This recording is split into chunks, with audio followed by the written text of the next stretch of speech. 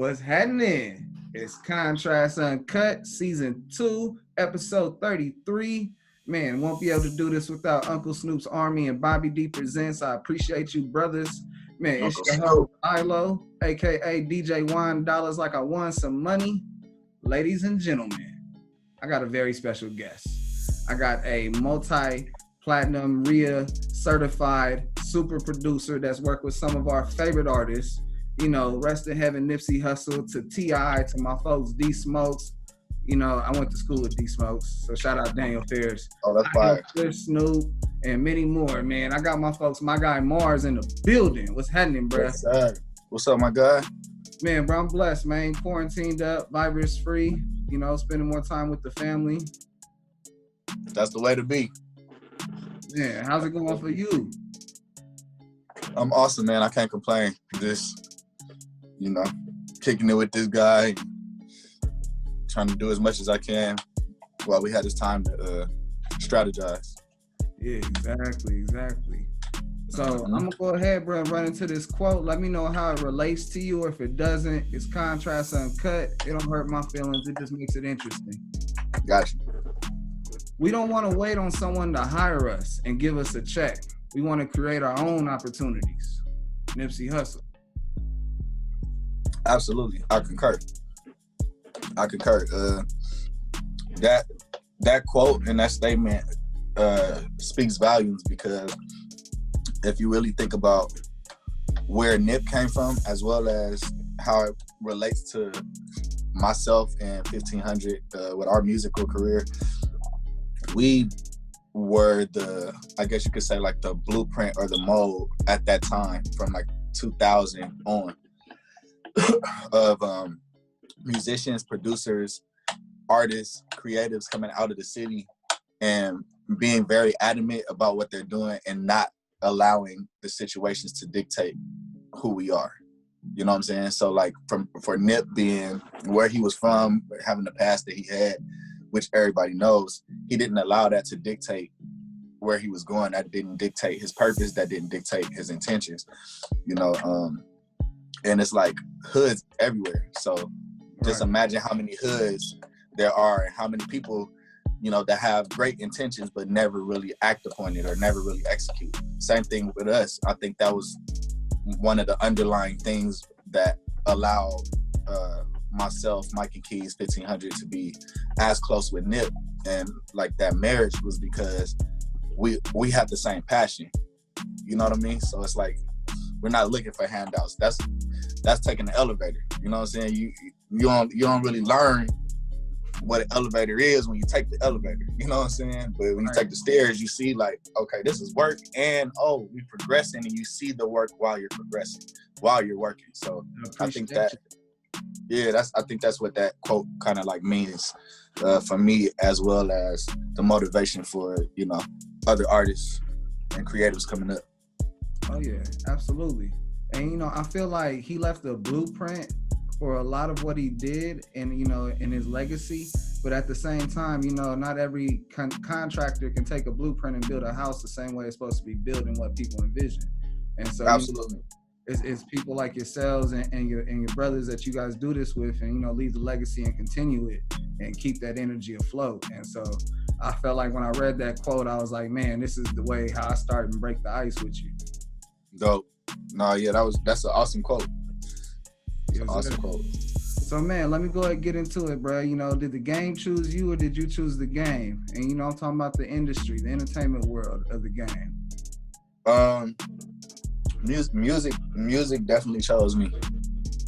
Music definitely chose me. My dad, I was born into it. My dad is a bishop. My grandfather is a pastor.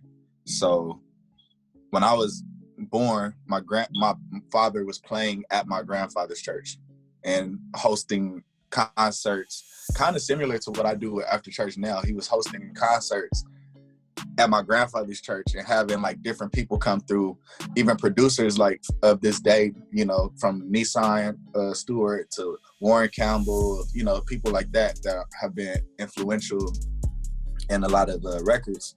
They were like in my dad's and my granddad's church cultivating their talent, you know what I mean? So I've always been like born into music, and I've always been around it.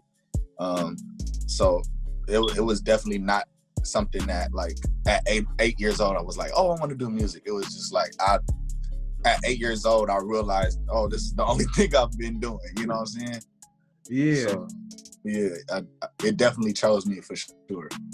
So at what point, as you definitely are surrounded by it, it's all involved in your life. What point did it was like, it was a confirmation that this is what you're supposed to be doing? Because, everybody else gets drifted and drafted into other ways. But, right.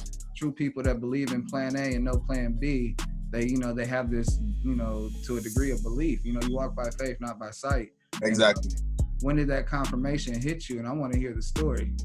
I think you really just hit the nail on the head. Is just having faith. Again, like I only knew music and I only knew church.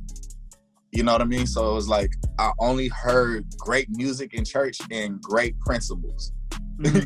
So being 2-3 years old, like knowing how to, when I first can understand what words are and be able to talk and convey things, I knew walk by faith, not by sight. I knew believe in God. I know believe in yourself. I know you can do all things through Christ. These are things that I'm hearing from birth to 4 years old. So by the time I got 4, it was easy because, well, I wouldn't say easy. I would say like from a parent standpoint, it was easier for my parents to see what I was adapting to, and they just allowed me to be around it. And I think that's like the most important thing as a parent now, realizing like what your kids are passionate about opposed to what you want them to do.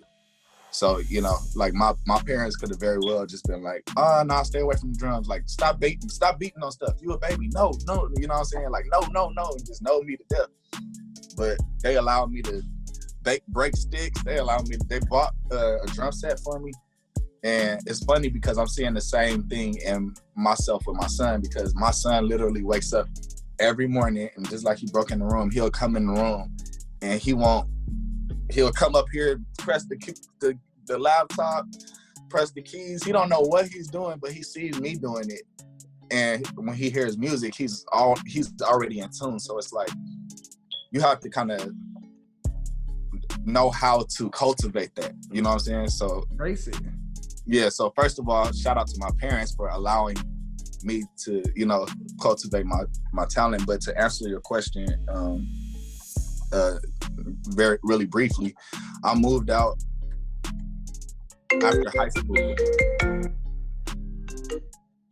I moved out of my parents' house after high school. When I graduated high school, I graduated high school early actually, and once I moved out, my dad was like, "You either have to go to a music school, or you got to get a job, or you got to do something, because you're not just gonna be sitting in my house." So long story short, I applied to this school called Musicians Institute, and it was for me like low key like the scapegoat opportunity. You know what I'm saying? Like it was like, oh, I can appease my dad and I can still be in North Hollywood and be out here doing my thing. So that turned into me getting into a car accident. And when I got in my car accident, for some reason, the first thing I thought about was like, yo, if something was to happen to you, would you want to leave more of what you've done, or would you want to leave more of what you were trying to do? So basically, would you want to leave behind like a diploma or a certificate, or would you want to leave behind as much art as you can? You know what I'm saying? So like at that time, that's when I decided I'm going to go full throttle with my music, and I wasn't really tripping off of school, because it low-key was like distracting me from developing what I was trying to do at the time. So that's how I got into like actually, believing in my craft. And it was just weird because right after I did that, literally the studio I have now that Nip was in, I was down the street at the bank, and this lady came in the bank. I don't know, maybe she thought I was attractive or something, you know what I'm saying? Some older lady came in the bank, and she's like, "Hey, how you doing?" I'm like, "Whatever." And she's like, "Hey, what's your name?" "My name is Lamar." She's like, "Oh, that's my husband's name. We got a studio across the street." And I'm like, "Oh, okay." She's like, "Yeah, come check it out." So I come check out the studio, and I played them some of my beats on the CD back in the day, and she was like, "Oh my gosh!" She was like, "You're incredible. If you can give us 15 beats, then you can have the studio. Like, we just want 15 beats from the CD." So I went in that studio that day and made 15 beats and put it on the CD and gave it to him, and I had that studio for like a long time. Wow. So this is the birth of the production era, because when I had that studio, I was able to, of course, a lot of my homies start coming around, and people were smoking and stuff like that. I was introduced to certain things. So I started, hearing music different and just in a whole different world. Long story short, saying all that to say, a lot of my friends would come by the studio. So like Lawrence from 1500 or Nothin, he was actually playing with Snoop at the time. He was just playing keys for Snoop. So I would have him and my homeboy Jonathan from 1500 or Nothin. A lot of people used to come over, Jason Freeman, and basically he was like, "Yo, you need to play some of these beats for Snoop." And I'm like, "Okay." You know what I'm saying? And that's kind of low-key how it happened. He was like, "Bro, you got like fire, like you need to come around Snoop, like come through." So I started kicking it with Rance, and he brought me around Snoop. And even before that, we was playing at a church as a band, and we didn't know we were a band. So that's what kind of made 1500 or Nothin, was we all collectively start playing at this church at First AME. And Bobby Valentino seen us at First AME, and Bobby Valentino's manager, Poon, and they was trying to get him a situation with DTP. So they're like, "Yo, you guys sound fire. Do y'all do anything outside of this, like outside of church?" And we like, "Yeah, if y'all got the bread," you know what I'm saying? So money talks. Exactly. So we did the audition, and that's how we came up with the name, and that's when we started our first gig, actually, as 1500 or Nothin, because we were doing a showcase for Bobby Valentino, and they was just like, "Yo, so man, it was fire. Everybody loves it. Like, what's the name of y'all band?" We was just very adamant about getting paid. We was young, you know what I'm saying? So we was like, these niggas not finna walk off. I don't know what y'all got going on, but we had them in the back, like, "Hey, look, it's time to pay." So they like, "Okay, that's cool. Well, do y'all want to check? Hey, listen, pay us 1500. You know what I'm saying? All right, so how y'all want it? Y'all want it in cash? Hey, listen, bro, pay us 1500. And they was like, "All right, well, we'll just make it out to a check. What's the name of y'all band?" And then one of the homies, I think it was Rance or Chuck, was like, hey, cuz listen, 1500 or Nothin. And like when he said that, he was saying like, "Hey, you either pay us 1500 or it's about to be tight." Yeah. And then like the dude was like, "Yo, I really like that name. That's a dope name." And we kind of just looked at each other like, you know what I'm saying? Like, all right. And we just kept it hood ever since then. So that's the birth of 1500 or Nothin, as well as the birth of me like getting into producing. Wow. Yeah. So what was the first big placement for you?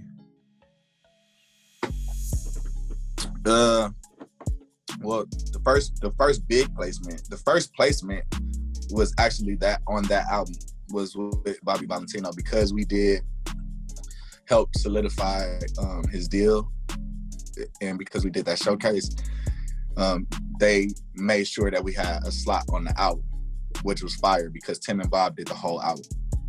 So for Tim and Bob to do the whole album and to have the musicians that are playing their stuff to actually be on the album, and we was like kids then, probably like 18 or 19 or something like that. That was like really dope. So that was like the first, oh, we got the, like, oh, our names is on the credits, like, you know what I'm saying, to where we could like, we knew that it could continue to happen. You know what I'm saying? That was the only motivation that we needed at that point to, just get a little taste. You know what I'm saying? Yeah, I feel like that was your confirmation. Again, I feel like you got tons of confirmations as the story keeps on getting bigger and bigger, and the placements turn into hits, and then the hits turn into plaques, and it's like for sure. A recipe. No, for sure. So what was the first big hit placement? The first big placement, for me, my first big placement was,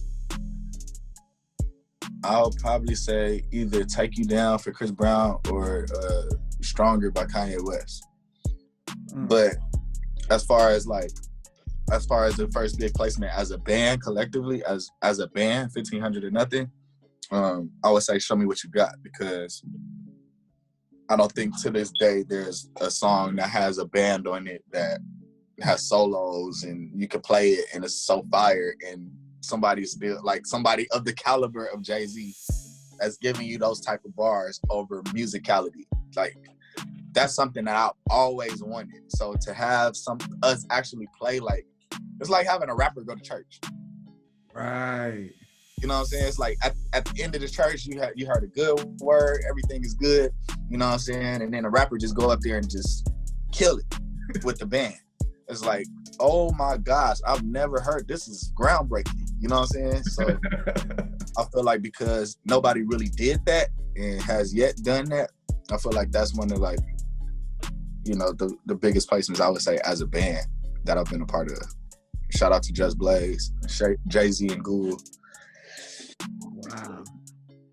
Yeah. So I know that it wasn't just all highs. I know there had to been some lows through all these transitions. Mm-hmm. What's something that stands out through all of that? Because, you know, it's always false hope and fake promises, but at the same time, you've been blessed enough to work with some people that deliver. Yeah, for sure. Well, you know, there was a time actually that we had, when I say we, I mean me and Lawrence as 1500 and Nothing. We had, and just FYI, me and Lawrence like started 1500, like, you know, as production partners. We both used our names to brand 1500 and Nothing. So that's kind of how, not even kind of, that's how that came about. So once it got to the point of like us working together after, you know, the studio, after us establishing a relationship, working relationship, there was this guy that actually had a studio for Rance, and he was trying to manage Rance. He wanted to manage me, so he's like, yo, we got this opportunity, blah, blah, blah, blah. Like, you know, I got y'all on Mac 10's album, and y'all got this, and we're gonna celebrate, blah, blah, blah. So he gave us a watch and gave us some earrings, and you know, like a diamond watch, like a watch with diamonds floating in it, you know, diamonds, earrings, the whole thing. So we're like, oh shoot, it's lit, like we cool, you know. And come to find out, that was he used that as money for the deal that he said was split sheets. You know what I'm saying? So he, in California, you can gift somebody something and it can go and it can be like used or compensated as like a monetary expense. You know what I'm saying? Yes, sir. So that's what he did. You know what I'm saying? He was like, oh, I gave them watches, you know, I gave them, you know, like $30,000 worth of jewelry. That's their advance. And, you know, we was in like a death row contract for like 7 years. Shit. You know what I'm saying? So this, and for real, I don't know how many times I've told this story. So this is probably something that not a lot of people know, if they do. So me and Rance were in this death row contract. And speaking of lows, I literally was like, yo, I'm not doing no more music. Because why am I gonna do it? Because this dude owns me and he's gonna get a part of everything. And it's like, I'm not doing that. I'm not doing it for that. Like, you know what I'm saying? Like, I'm straight. So, right after I was thinking that, I had like I was praying, obviously. I was praying, going through a crazy time. And I was just like, you know what? He can't take none of the stuff that I get. It's in you. So like, huh? I said it's in you. Well, yeah, he can't take my talent, but I'm saying like, if you wanted a beat from me right now, and I'm like, all right, shoot, all right, let's run it. It's 10,000. You know what I'm saying? He can't take the 10,000 because it's just us talking right now. Right. You know what I'm saying? So I had to like outsmart and be like, okay, yeah, he might be able to get some publishing or whatever. We'll figure that out, but I need to keep it going. Like, don't get discouraged. So as soon as I got my second win, that was around the time that we were working with the underdogs. You know what I'm saying? So like, that's how I got.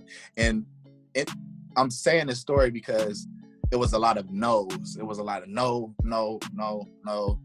Hey, this about to go on this person. This about to go on this. We about to do this. We about to do that. So by the time I thought I was signing something that was awesome and I figured out it wasn't, after that point, I was just like, I'm off everything. You know what I'm saying? So I remember the day that I did take you down, and I went outside to smoke, and I came back upstairs. I was in the C room way back at the Underdogs at the admins building. And Damon Thomas came in the room. He heard me making the beat from outside, and he came in the room and was like, yo, what's that?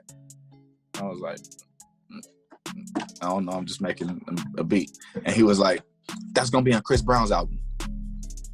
And he just walked out the room, and I was like, okay. But mind you, everybody's telling me all kind of stuff, you know what I'm saying? Like, niggas telling me all kind of crazy shit. So I'm just like, I ain't believing nothing nobody say. And he came in and was like, that's gonna be on Chris Brown's album. Another I don't believe you moment. You know what I'm saying? So I was just like doing my thing. My attorney called me like 3 days later, like, hey, you got a song with Chris Brown? Like, this is gonna be. You feel what I'm saying? So it's like, my big bro Tip says, if you live by the cheers, you die by the boos. And it's like, it's so real, because it's like, if you wait to hear what people are gonna say, or you waiting for people's approvals, then you'll end up like depending on that, opposed to having your own innate feeling. And you know what I'm saying? Like, people fuck with you because you're different, you're organic, you're original. You know what I'm saying? So that was like one of the kind of low points, but I wanted to give you an example of how you can turn those moments into what it should be. You know what I'm saying? Yeah, it actually became a chip on your shoulder to a degree. You became Exactly. educated. It wasn't like something that was pulling you down anymore. It pulled you down enough that, you know what, I'm gonna climb out and be 2 inches taller. Exactly. Yes, sir. Man, let me go ahead and pull up something real fast, bruh. So I got this thing pretty much where I got an awareness segment, and the whole idea is to bring awareness to when people are in the situation that they're not used to, when the red pipes kick on, them high beams hit the back to the neck, and search for every head in the car, and then the blurp blurp sound hits next. I'm talking about when people get pulled over. So, I asked my guests when was the last time they were pulled over, so that people in the situation can, one, hear one of their favorite producers get through a situation, and two, hear the good things that you're doing in the situation, so that they can rub off and get out safe. Man, last time I got pulled over, it was like, I'd say like 5 months ago. Something like that, 5-6 months ago. And it was crazy because I was on the freeway. I was almost home. I was 2 exits away from my house. And it was a car that was in the carpool lane, like a truck that was in the carpool lane. And I knew it was the police, but I just was like, I'm almost home, I'm not tripping. I was probably going like 65, 70. So I was, I wasn't like speeding or nothing like that. I was cruising, listening to music. I had been smoking earlier. So something happened to where like, they seen my windows. So they pulled me over because they said my tints were too dark. Probably false. But Bullshit. When they pulled me over, they was in the carpool lane, they was already ahead of me. And then they stopped and slowed down and got behind me. I'm like, oh my gosh. So I get off the exit, everything was cool. As soon as I rolled down the window, the officer was like, yeah, you know why I pulled you over? I was like, no. He was like, yeah, your windows are dark. And he's like, have you been smoking weed? And I was like, yeah.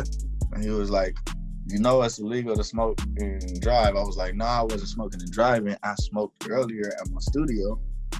And I waited so I could drive home. You know what I'm saying? So he's like, oh, okay, cool. Well, it just still smells like da-da-da-da, blah, blah, blah. And I was just like, look, man, I'm just trying to get home. Whatever y'all gonna do, let's just, you know what I'm saying?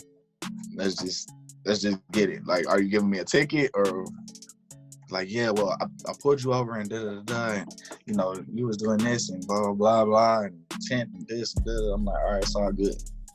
So he gave me a ticket, and then actually I found out that my license was expired and my tags or my registration hadn't been paid in like a year or 2 years. Oh shit. Like, so crazy, because I moved from, like, when I had my son, I moved. You know what I'm saying? So all the information that was going to my old address, you know, I'm still trying to change stuff. You know what I mean? Yeah. So he like, bro, I'm taking you to jail right now, or you gotta call somebody. You gotta call somebody to come. I can't let you drive off. So I literally had to call and get picked up and the whole thing. You know what I'm saying? But I took care of it the next day. You know what I'm saying? Because that's just something that you can't play with, man. It's already police. I know y'all seeing videos everywhere. Police are just ruthless. They can do whatever they want. They're their own law. They're their own government. So, like, you might catch somebody that's cool. You might catch somebody that ain't. You know what I'm saying? So I always say, just comply. Don't be on no bullshit. Hey, what I do? And like, don't make it worse than what it got to do. Is there a problem, officer? What? Okay, yeah, sure. You know what I'm saying? Less is more. Exactly. So yeah, that was the only time, like, you know, thank God that was the last time I got pulled over. Now, you brought up a lot of key elements just to be cool and also to take care of your paperwork, because if you don't, they're going to remind you as soon as they get a chance to. Mm-hmm. Yeah, they will, because I thought I was straight. I want to make sure I do take the time, bro, to give you your flowers to being a dedicated father, bro, because, you know, all the dads that come on the show and mothers, you know, I got to make sure I get the time, because it's not easy being a parent and also being in the industry and balancing. And so you know, I got to make sure I take my hat off and salute you, man. Love, man. I appreciate that. Shout out to you as well. Shout out to my manager, Salas. My artist, King Dreams. Shout out to all of the people that's holding it down for their family. Yes, sir. Yes, sir. So, bro, I got this thing called Trading Places. You know, it's like back in the day, Eddie Murphy, Dan Aykroyd, and people waking up and lives changing. Yeah. So I take two iconic people and I trade places with them, and we talk about it. And, you know, I got two people. And question number one is, will it work? Question number two is, what would life be like if it happened? Okay. So I got T.I. trading places with Ashton Kutcher.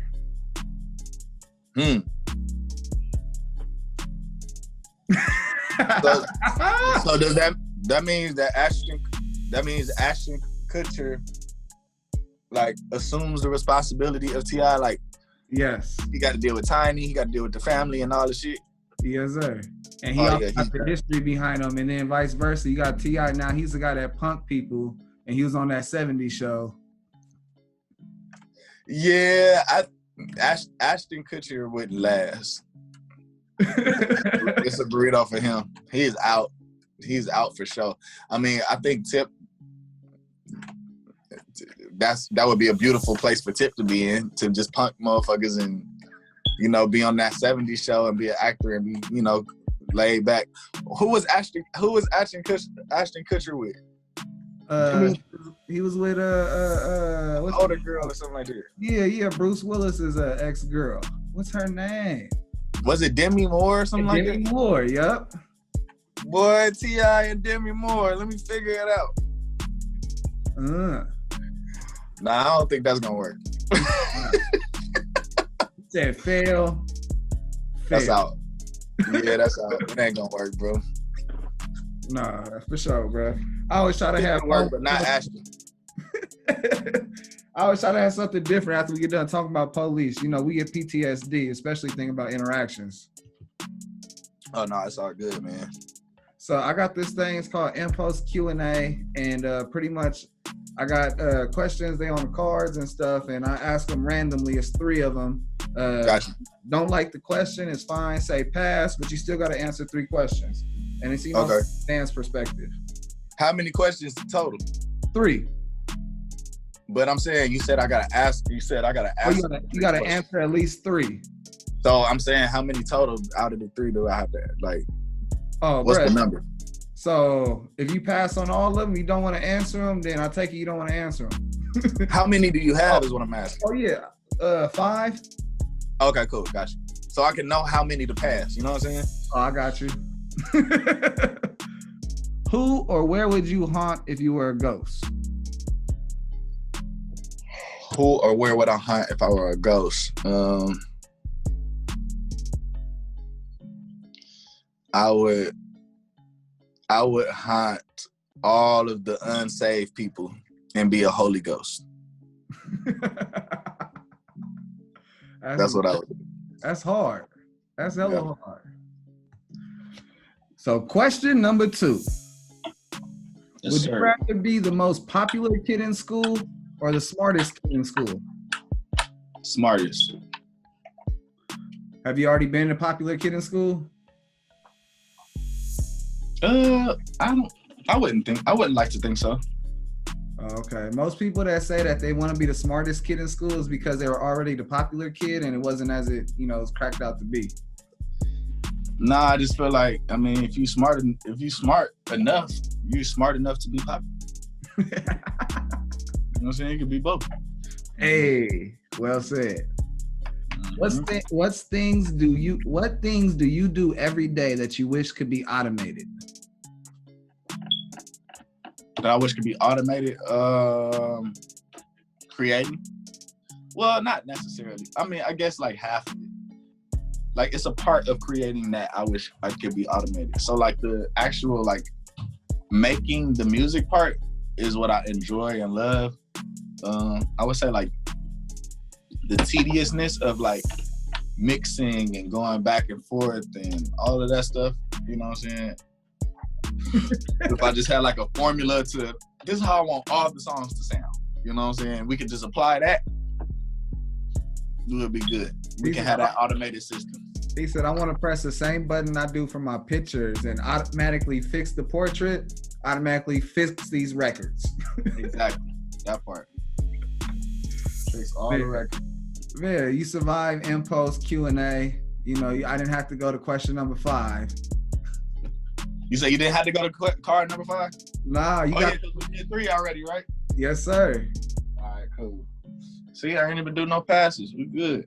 Man, you didn't have Kobe, no passes. Hey, Kobe in 2005. You know what I'm saying? No passes on me, baby. Hey, so bro, what are you most excited for coming up? I asked this question because we're on quarantine and a lot of people are cooped up and not happy about things, and you got some that are exercising their mind, and they also got a lot of things they've already worked on, so it's coming out now or in the future. So what you excited for? I'm excited about my artist, King Dreams, my artist Jane Hancock, and I'm very excited about the stuff that I've been doing as well, like my own project. So yeah, man, it's gonna go up. It's gonna go up real soon. Hey, any information on the project coming out that you're doing? Yeah, I have a project with Jane Hancock coming out ASAP. It's called For Real. We're probably about to release it in the next probably 2 weeks or so. Okay. You can tap in with her.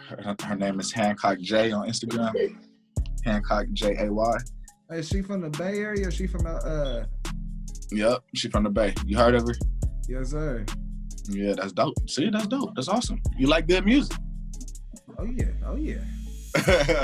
Just didn't know that she was tied in with you. I fuck with the promoter 22, and he's always promoting her. Yeah. That's my guy. So yeah, I mean, we just kind of like made it happen within the last, I'll say like 4 to 6 months.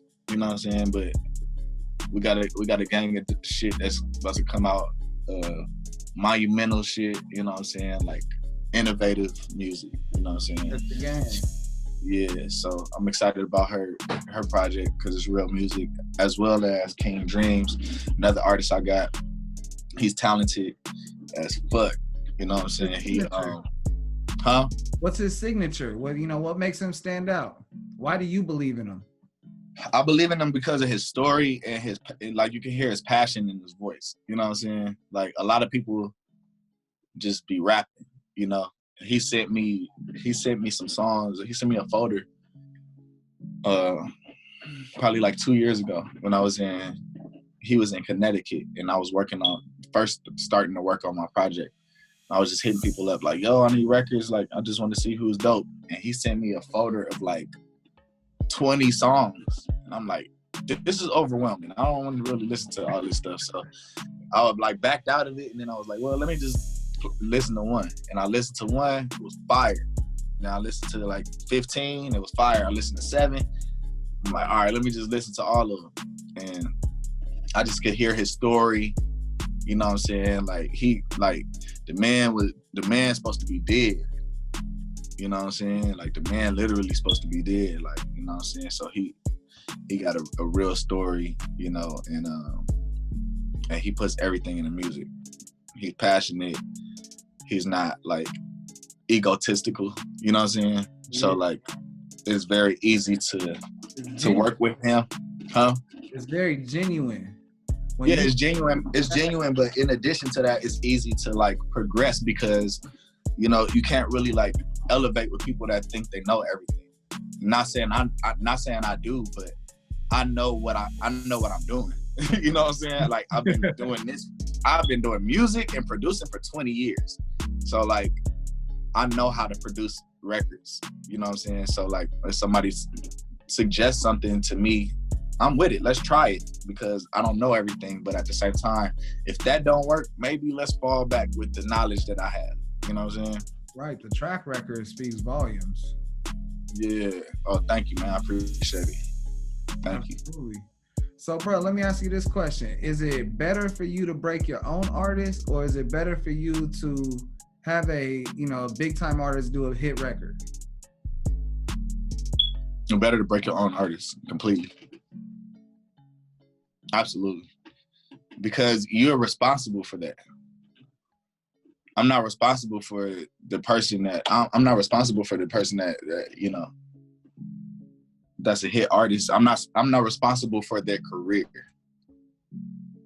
So like if I did a song with Jay-Z today on Instagram and everybody go crazy and it go viral tomorrow, that's cool that I have that, but it means more if my artist was to get half of that. If my artist got half of the Jay-Z response and we went viral, half of the numbers that Jay did, you know what I'm saying?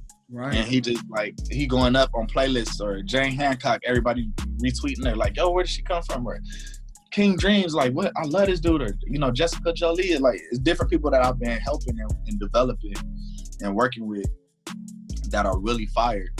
And it's like, once they get that one song or once they get that you know what I'm saying, behind them, then that's what makes me feel like, all right, we did that shit. Like, you know what I'm saying? What's next? You know? But I feel like just getting placements is not, I wouldn't say it's old, but it's something that's been done before. So I'm kind of like, I'm not gonna say used to it, but it doesn't excite me as more as being incentivized with things. You know, when you have equity, if you buy a house, you're gonna be probably more excited than renting one. Say that one more time for them people that don't understand that. That's the thing. Like, you got an artist, you got equity. You doing something for an artist, then it's just work for hire. So, you know, the reason why I love interviewing the producers the most is because you guys get the canvas that's blank and start throwing your paint on there. However you want to throw that paint on there, you know, that's them different sounds and it all comes together in masterpieces. Sometimes, you know, you work with other producers and you save some room for them to get on there, throw some more art on there. And then with enough room for an artist to come on there and throw some art on there, and then we got a masterpiece. And, you know, what is the end game before you get done doing all of that work? You know, before you're retired, you're relaxed, you only listening to music to listen to it. Like, what's the game plan? What's my end goal? Yes, sir. Shit, man, before I leave this earth, I just want people to know, you know, my purpose and my intentions. And my purpose is to let the world know that Jesus saves while making incredible music. That's my purpose, is to, you know, do as much as I can and make the world a better place while I'm here. In addition to that, I feel like I'm trying to do as best of a job as I can to make the best music that I can and work with the people that I can to bring the best out of them, so that I can have, you know, some sort of a blueprint or some sort of songs that mean something. It's not just like, oh, I just did this just to do it, like, you know. Timeless music. Everything. All the stuff you've said so far have been timeless music. Yeah. Oh, thank you, man. I appreciate it. It's really just God, man, for real. Like, I can't even, because if I didn't have the faith to continue to do this, because every day, I've never had a job. You get what I'm saying? Like, I've never worked ever I've never ever worked a 9-to-5 or nothing, ever. But you know, it's crazy you saying that, because the church trains you to pretty much, you know, be a paid musician. You know, maybe because he came from your dad and grandfather's church. But see, but not necessarily, because like when you growing up, like in the era that I grew up, that just started happening when I got like 12. You know what I'm saying? So when I was 12 years old, like by the time I was 12, I was already playing the keyboard. So like I was playing the drums from 3 to like 8 or something like that, 8 or 9. My dad started a church in Lancaster, moved us from LA to Lancaster, and that's when I started playing the drum machine and having to mess with the piano a little bit. You know, I was like 9. So from 9 to 12, that's when I like learned my piano and keyboard skills. You know what I'm saying? So it was like I didn't really have a chance to like think about something else, or you know what I'm saying? Like I was so engulfed in what I was doing and trying to be as best as I could at it, that I just wanted to make sure that like I was practicing that and doing that as much as I could. You know, it wasn't no Instagram. I wasn't doing it for no likes. Like I was literally just telling my mom yesterday, I'm like, I used to go up to the church after school. Like when people get out of school, they want to go skating, they want to go to Rolls on Wheels, they want to go screw somebody. I literally would get out of school and tell my mom to drop me off at the church. And I would stay at church all day long just because I'm playing the organ and playing the keyboard, running all the way to the back of the church, stealing my dad's little tape cassettes for the ministry, putting it in there, record, run all the way back to the front of the church, press play on the track. Like that's how I was starting to sequence and like coming into learning how to produce. There was no YouTube, there was no none of that. I had to just go to the church every day and learn through trial and error. Excuse me.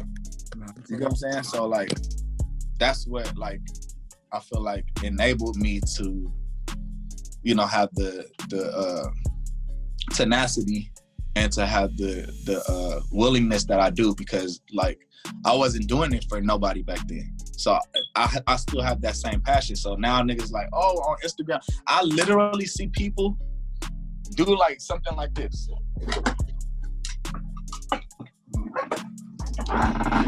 Yeah, and then they'll press play and then play the song how it really is. Like, play the song how it really is, and it has nothing to do with what they just said. It's like, bro, I know you just didn't do that. Like, so that's literally people just doing it because they want other people to, you know? Yeah. For me, I don't care if it's 1 like, I don't care if it's 1,000 likes, I don't care. You're gonna keep getting this work. I'm gonna keep putting out fire music, and if you don't think that's fire, I got something else. You don't think that's fire, I got something else. You know what I'm saying? Absolutely. Man, so let me ask you one more question about music before we get to start wrapping it up. Right. Any era of music that, you know, anytime, dead or alive, what would be one era of music that you wanted to be a part of? And 90s. The 90s? Absolutely. One big artist you wanted to work with in that era?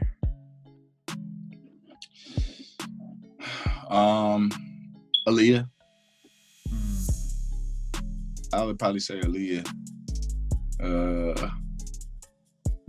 I was gonna say Brandy, but Aaliyah for sure. Oh yeah. Brandy's still here. No disrespect to Brandy, you know what I'm saying? We're supposed to be getting up soon, and like I actually know Brandy, like, you know what I'm saying? I know her, so that's not far-fetched. But as far as Aaliyah, Yeah, man, that's somebody I always wanted to work with. I actually had the opportunity to tour with her, and my dad said no because I was still in school, which I didn't get, and at the time, and then she passed like maybe not even a year later after that. And my dad, like everybody, like I was so mad at my dad, and like I remember that, like I remember the day she passed. Like my dad, I feel like he felt bad. You know what I'm saying? It's like, oh my God, Lamar, come downstairs, huh? So yeah, no, Aaliyah definitely somebody that I wanted to work with. But it's a lot of artists that were out in the 90s that I wanted to work with that I ended up working with, like Maya. We're partners now. I did her last album. I partnered with her to do the first Smooth Jones album that got Grammy nominated. We're about to put something out soon. Another song released soon. Do you know Rome's Empire? Rome's Empire. He mastered the Smooth Jones album, and he said he did some of the vocals. Okay, dope. Possibly, yeah, for sure. I mean, he wasn't in the studio like for the process, like for creating the music, like you know what I'm saying. But he probably did master, or yeah, he probably did master that project. He said, not Smooth Jones. Yeah. Oh yeah, Smooth Jones, not TKO. Smooth Jones, yeah, for sure. He probably did. Because she had all of those songs already done, and that's when I first like partnered with her and was like, let me just help you, put these songs together and let's just put it out. And that was the first time we got together. We was Grammy nominated. Yeah, that's a good duo. Yeah, I guess so. Eminem, baby, MYGUYMARS. Hey. Yeah, man. So, bro, this is how I flip the show at the end. I go ahead and say, you got any questions for me? Okay. Shoot, man. Yeah, sure. I got some questions for you. Why do you do this?